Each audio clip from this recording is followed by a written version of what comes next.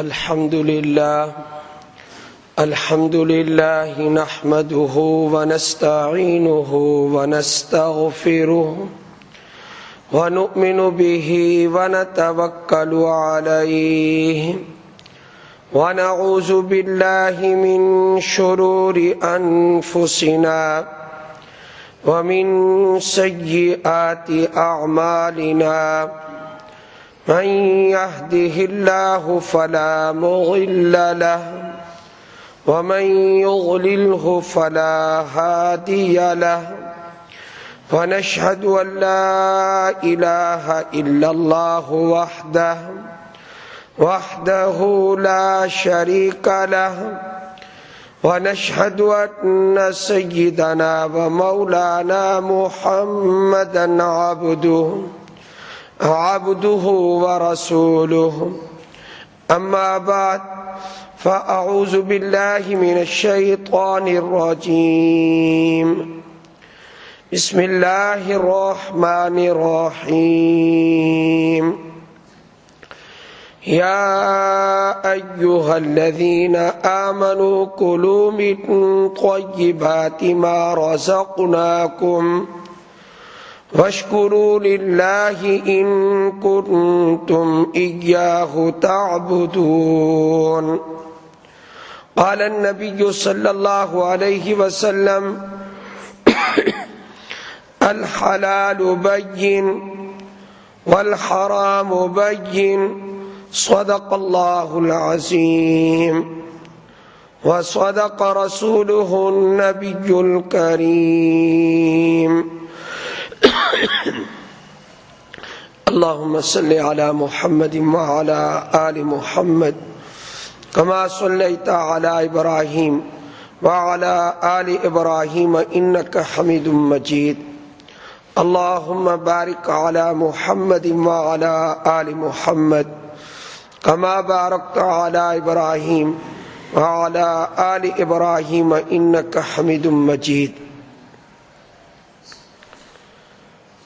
اللہ تعالیٰ کا قرب نوافل اور عبادات سے اتنا حاصل نہیں ہوتا جتنا کہ لقمہ حلال کھانے اور کمانے سے حاصل ہوتا ہے۔ اگر بندے نے نوافل کم پڑھے ہوں لیکن اس کی زیادہ توجہ حلال کمانے پر مرکوز ہو، یہ بندہ روحانی اعتبار سے اللہ کا بہت زیادہ مقرب بن جاتا ہے۔ پوری زندگی گزر جاتی ہے اور تسبیحات اور نوافل پہ زور ہوتا ہے، لیکن کہاں سے کمایا، کہاں خرچ کیا، اس کی مطلق پرواہ نہیں ہوتی۔ قرآن کریم نے جہاں عبادات کا ذکر کیا ہے وہیں پر معاملات پہ بھی بہت زیادہ گہری گفتگو فرمائی ہے۔ یا ایھا الذین آمنو، اے ایمان والو، کلو تم کھاؤ، من طیبات ما رزقناکم، وہ حلال چیزیں، پاکیزہ چیزیں اور وہ طیب چیزیں کھاؤ جو ہم نے تمہیں دی ہیں۔ واشکروا للہ، اور تم اللہ کا شکر ادا کرو، ان کنتم ایاہ تعبدون، اگر تم اسی کی عبادت کرتے ہو۔ بہت سارے لوگ نماز تو پڑھتے ہیں اور اللہ اکبر کہہ کر اللہ کی حمد و ثنا بھی کرتے ہیں، لیکن اس چیز کی کوئی پرواہ نہیں ہے کہ ہم حلال کمائیں اور حلال کھائیں، اس کی مطلق کوئی پرواہ نہیں۔ یہ ہے کہ بس کسی طریقے سے مال آتا رہے، یہ سوچ ہے، چاہے وہ جس طریقے سے بھی ہو، رشوت سے، سود سے، جھوٹ سے، ملاوٹ سے، جس طریقے سے بھی ہو، لیکن یہ یاد رکھیں دو چیزیں حلال میں ہیں، سکون و اطمینان، راحت، یہ حلال میں ہے، اور جو اللہ نے برکت رکھی ہے وہ بھی حلال میں رکھی ہے۔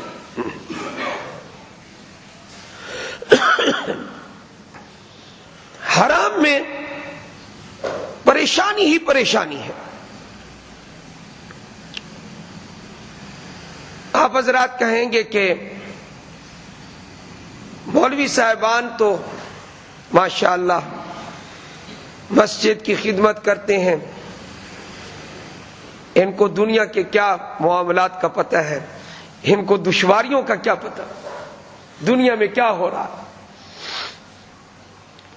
ممکن ہے کہ کسی کا دل چاہے کہ علیحدہ مولوی صاحب کو بلا کر یوں کہیں، مولوی صاحب 2 منٹ کی بات سنو، اگر آپ کاروبار کرتے تو آپ کو لگ پتہ جاتا۔ یہ دل و دماغ میں اس وقت گھوم رہا ہوگا مضمون، لیکن میں آپ کو واضح طور پر کہہ دینا چاہتا ہوں، جو بھی دور ہو، جو بھی زمانہ ہو، حالات جیسے کیسے ہو، ایک آدمی ٹھان لینا کہ میں نے حرام نہیں کمانا، حلال کمانا ہے، اللہ ہر دور میں اس بندے کی مدد فرماتے۔ ایک سمجھانے کی بات ہے، یہ تقریر بھی ہم آپ کی سننے کے لیے تیار ہیں، مولوی صاحب لگ پتہ جائے گا آپ کو، اگر آپ کاروبار کرنا چاہیں تو کاروبار کرنے والوں کے حالات میں سے اس وقت میں آپ کو 2 واقعات سناتا ہوں۔ نجم الدین اربکان ترکی میں رہتے تھے اور لوگوں کو واعظ و نصیحت کرتے۔ ایک تاجر ان کی مجلس میں آتا اور تقریر سن کے چلا جاتا۔ کچھ آدمی کی نیت میں بھی موقوف ہوتا ہے، ایک آدمی کاروبار کرے اور بخیل ہو، برکت نہیں ہوگی،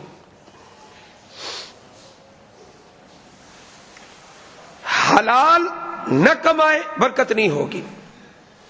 تاجر کے ذمہ 2 چیزیں ہیں، ایک تو بخل نکالے اور دوسرا حلال کمائے، پھر دیکھے اللہ کی مدد شامل حال کیسے ہوتی۔ تاجر کو 2 چیزیں مد نظر رکھنی چاہیے، حلال کمائے اور بخل نہ ہو۔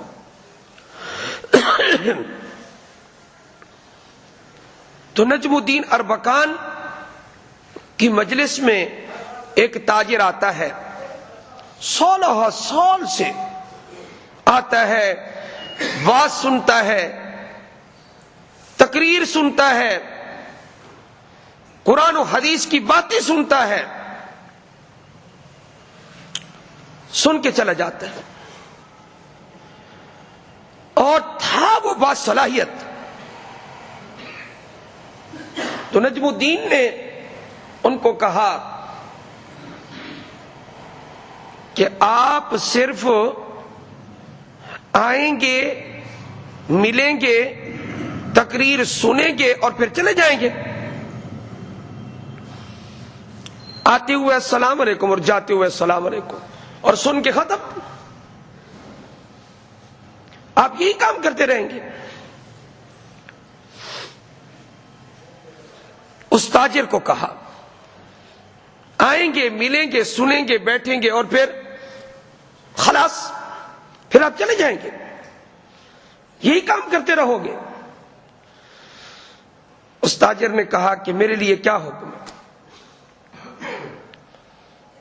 انہوں نے کہا کہ جاؤ اپنی تجارت کو بڑھاؤ. یہ جملے بڑے قیمتی جملے ہیں. جاؤ اپنی تجارت کو بڑھاؤ. جو سنا ہے قرآن و حدیث کے مطابق, اس کے مطابق اپنی تجارت کو بڑھاؤ اور پھر اپنی اس دولت کو جو حلال طریقے سے کمائی ہوئی ہے مسلمانوں کے لیے وقف کر دو. جو دولت حلال طریقے سے کمائی ہے اس کو مسلمانوں کے لیے وقف کرو. یہ نہیں ہے کہ بس بات سن لیا ختم بات, جاؤ بس جتنا سن لیا کافی ہے. وہ آدمی وہاں سے اٹھا, یہ ترکی کا باشندہ تھا.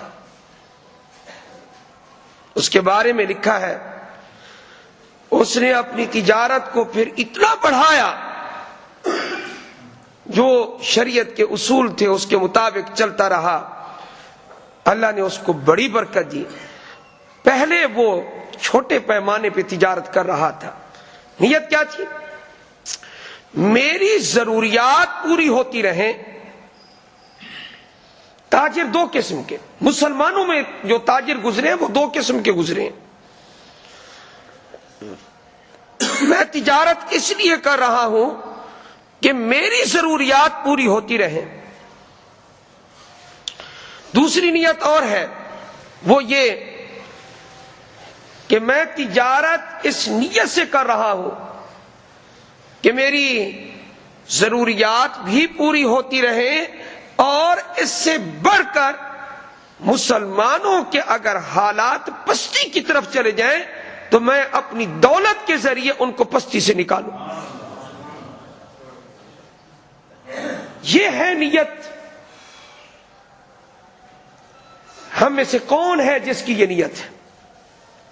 کتنے تاجر ہمارے پاس ہیں جن کی یہ نیت ہو کہ مسلمانوں پر اگر کوئی زوال کی صورت آئے تو اس وقت ہم اپنی دولت کے دہانے کھول دیں اور مسلمانوں کی مدد کریں. کتنے ہیں؟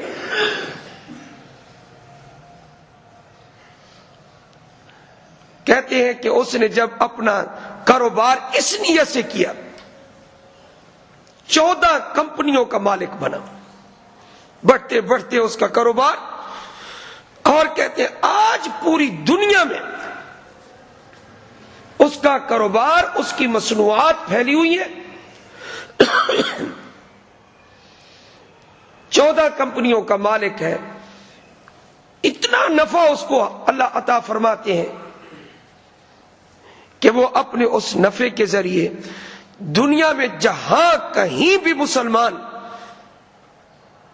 زلزلہ آئے, پاکستان میں, افریقہ میں قحط آئے, انڈونیشیا میں سونامی آئے, فرمایا کہ جتنے حالات پیچیدہ ہوتے ہیں تو وہ آدمی اپنی دولت کے دہانے کھول دیتا ہے.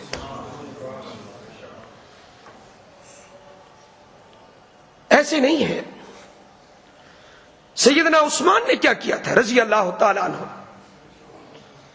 میرے آقا صلی اللہ علیہ وآلہ وسلم نے فرمایا صحابہ کی طرف رخ کر کے, سفر طویل ہے, تبوک جانا ہے, دشمن طاقتور ہے, روم کا بادشاہ ہے جس سے لڑنے کے لیے جانا ہے, ساز و سامان کی ضرورت ہے, چندہ اکٹھا کرو تاکہ ہم اس کے ذریعے اپنی جہادی تیاری مکمل کریں. صحابہ نے بڑھ چڑھ کر چندہ دیا.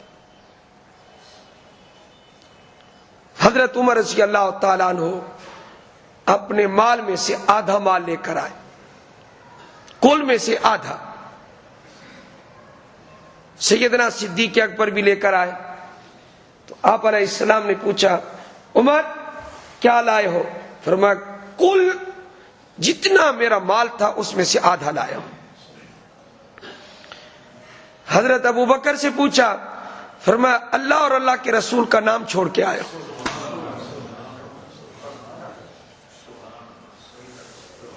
اس کے علاوہ اور فرمایا گھر پر دیواروں پر ہاتھ مار رہے تھے، ابا جان آپ کو کیا ہو گیا؟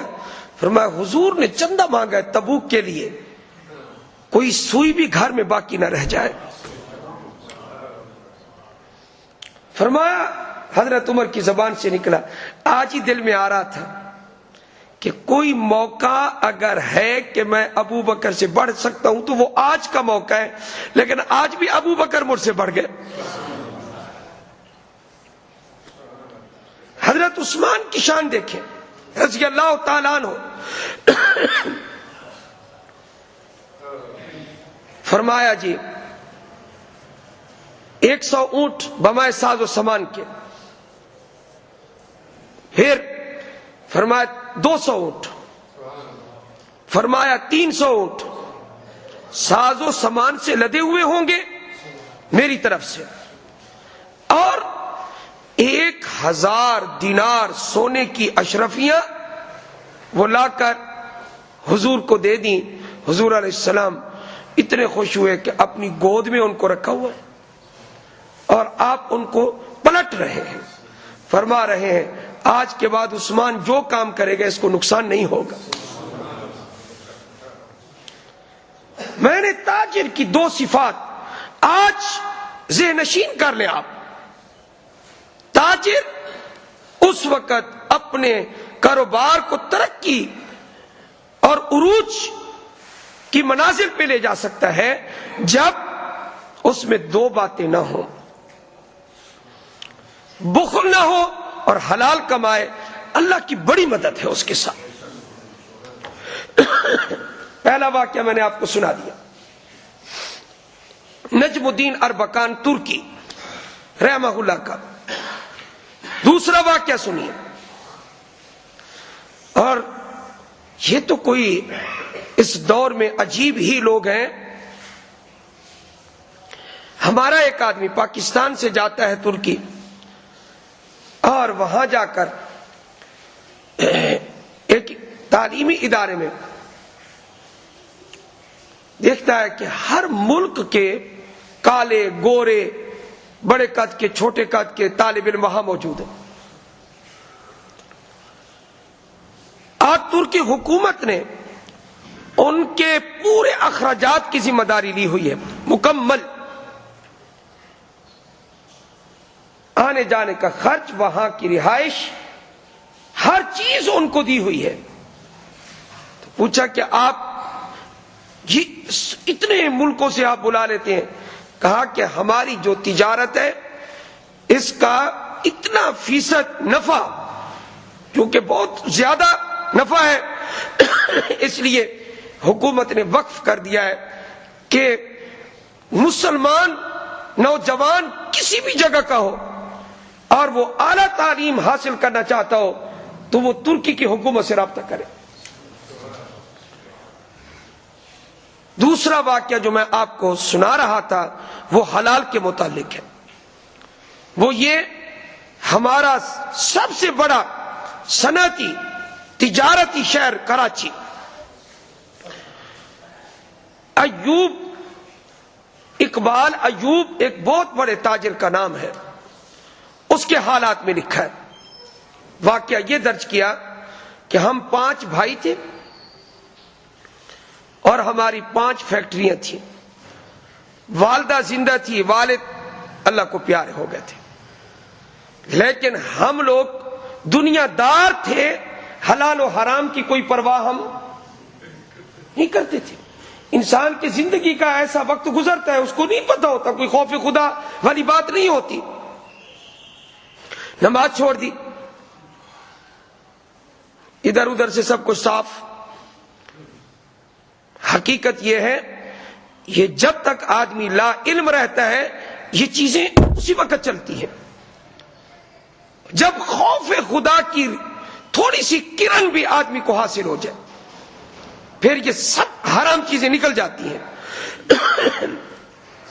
5 فیکٹریاں تھیں, 5 ہم بھائی تھے, ہر ایک اپنی اپنی فیکٹری چلا رہا تھا. 10,000 گز کی ایک فیکٹری کہتے ہیں میرے سپرد تھی,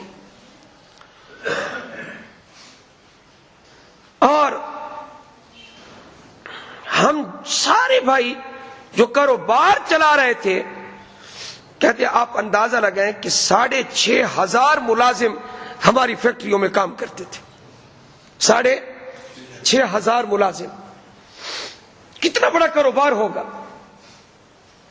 لیکن ہم سود لیتے تھے, ہم اور سود دیتے بھی تھے. یعنی ہمارے کاروبار میں کیا چل رہا تھا؟ سود. حضرت مفتی رشید احمد صاحب رحمت اللہ علیہ کی مجلس میں میرا بڑا بھائی چلا گیا. انہوں نے بتایا سود حرام ہے, سود کے قریب نہ جاؤ. 2 آیتیں میں اس وقت آپ کو بتاتا ہوں. سورہ بقرہ کی نمبر 1, یمحق اللہ الربا ویربی الصدقات. اللہ تعالی سود کو مٹا کے رکھ دیتا ہے. سود کو, مجھے تو یاد ہے, آپ بھی بولیں جی, سود کو. یہ اس لیے کہلوا رہا ہوں دل میں اتر جائے. سود کو اللہ مٹا کے صفر کر دیتا ہے, 0 کر دیتا ہے, ختم, تباہی. وَيُرْبِ الصَّدَقَاتِ, اور اللہ زکوٰۃ کو, صدقے کو اللہ بڑھا دیتا ہے. قرآن اٹھا کے یہ دیکھ رہے, حافظ بیٹھے, قاری بیٹھے, یہ کوئی پگڑی والے نعمان مسجد کی مولوی کی بات تھوڑی ہے. یہ رب العالمین کی عرش سے آئی ہوئی بات. اللہ کیا کر دیتا ہے؟ سود کو مٹا کے رکھ دیتا ہے. زکوٰۃ, صدقہ, خیرات, اللہ اس کو بڑھا دیتا ہے. دوسری آیت اسی رکوع میں ہے, فَإِن لَمْ تَفْعَلُوا فَأَذَنُوا بِحَرْبٍ مِّنَ اللَّهِ وَرَسُولِهِ. اگر تم لوگ سود کو نہ چھوڑو گے, جان نکل جاتی ہے. اگر ایمان کی رتی موجود ہونا, اللہ فرماتے پھر میرا اعلان ہے, میری طرف سے بھی, میرے رسول کی طرف سے بھی جنگ کا اعلان ہے. کوئی ہے کہ جو اللہ اور اللہ کے رسول سے جنگ کر سکے؟ کوئی ہے؟ کس کے بس میں ہے؟ یہ ساری کائنات میرے رب نے بنائی ہے. اس نے ہمیں درندوں سے بچایا ہوا ہے, حشرات الارض سے بچایا ہوا ہے, بچھو اور سانپ سے بچایا ہوا ہے. یہ اس کی حفاظت میں ہم چل رہے ہیں, اس کے رزق پہ پڑ رہے ہیں. تو کہا کہ سود کے قریب نہ جاؤ. کہتے ہیں بڑا بھائی متاثر ہو کر اس نے آ کر چابیاں والدہ کو دے دی. میں اپنی فیکٹری میں نہیں جاؤں گا, میری فیکٹری سود پہ چل رہی ہے, میں نہیں جاؤں گا. کہتے ہیں اس سے چھوٹا بھائی وہ بھی مفتی صاحب کی مجلس میں چلا گیا. اس نے کہا میری بھی توبہ. اس کے بعد میرا نمبر آیا. کہتے ہیں کہ میری چونکہ 93 میں شادی ہو چکی تھی اور چند ماہ کا بچہ بھی تھا, میں 6 و 5 میں پڑ گیا. آدمی کی بیوی بھی ہو اور پھر بچے بھی شروع ہو چکے ہوں اور کاروبار پھیلا ہوا بھی ہو اور مزے کرنے کی عادت بھی پڑ چکی ہو,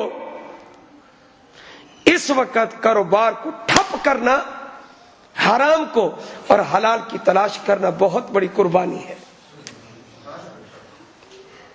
مزے کی عادت ہو نا, پھرنا, ادھر جانا ادھر جانا ہے جی, پیسہ خرچ کرنا, یعنی فراخی میں زندگی گزارنا. اس وقت حلال کو تلاش کرنا, حرام کو لات مار دینا. کہتے ہیں کہ میں ایک طرف تو آ رہا تھا کہ بیوی کا کیا بنے گا, اب تو بچہ بھی آ گیا, ان کا مستقبل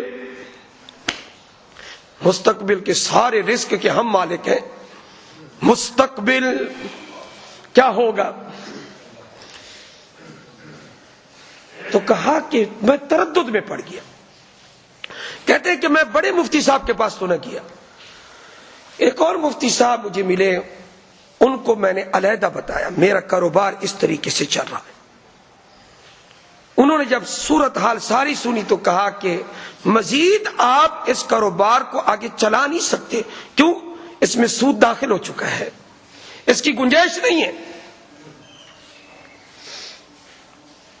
کہا اچھا اس کی گنجائش نہیں ہے. میں گھر آیا پریشان، میرے دل میں آیا کہ آخر رہنمائی اللہ بھی تو کرتے ہیں نا. کہتے میں نے وضو کیا، میں نے 2 رکعت نفل پڑھے، استخارہ کیا، اے اللہ مجھے خواب میں بتا دے کہ یہ کاروبار میں جاری رکھوں، میں بند کر دوں.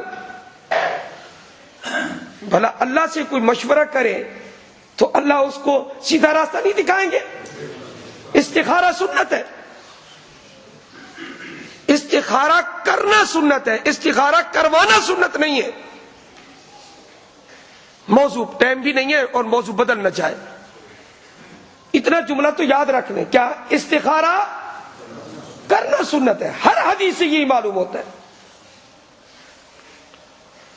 نبی اکرم صلی اللہ علیہ وسلم نے صحابہ کو خود استخارہ کرنے کا طریقہ سکھایا ہے، دعا سکھائی ہے. کہا کہ میں نے 2 رکعت نماز پڑھی، میں سو گیا. وہ جو چند ماہ کا میرا بیٹا تھا، بس غور سے سنیں تقریر میری ختم ہو رہی، چند ماہ کا بیٹا تھا چھوٹا سا، خواب میں دیکھ رہا ہوں میں اس کے منہ میں لقمے دے رہا ہوں، میں اس کو کھانا کھلا رہا. اتنے میں ایک اژدہا بہت بڑا سانپ آیا. دیکھو اللہ پاک نے سانپ دکھایا، خواب میں دکھایا تو کیا دکھایا جی؟ سانپ. حدیث میں آتا ہے جو سود خور ہوں گے قیامت کے دن اس کا پیٹ ایک کمرے کے برابر ہوگا، اس میں سانپ چل رہے ہوں گے. حضور نے فرمایا معراج کی رات میں نے اپنی آنکھوں سے یہ دیکھا ہے.